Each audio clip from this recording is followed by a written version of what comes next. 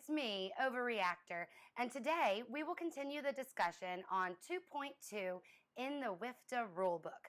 2.2 says, Positions. When a jam begins, the jammer must be touching on or behind the jammer line.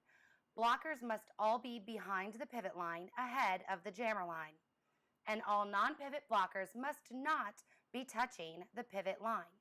If either pivot lines up touching the pivot line at the jam's start, all non-pivot blockers must be behind the pivot's hips. Here is scenario C.2.2.B. As the jam starting whistle sounds, white pivot has lined up entirely in front of the pivot line. Here she goes. White pivot is entirely in front of that pivot line, that naughty girl.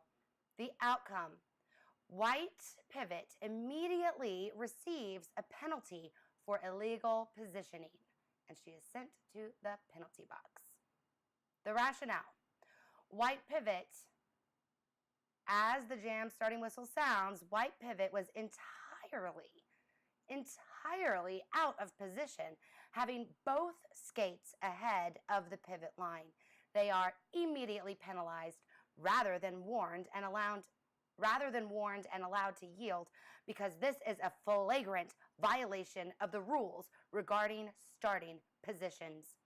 Flagrant violation. When that jam starting whistle sounds, the pivot must be behind the pivot line. Why have a pivot line pivots if you're going to be in flagrant violation? Penalty. No warnings. Out of there. To the box. All right. Keep that in mind the next time you are playing or watching or refereeing or officiating roller derby. You got 10 minutes.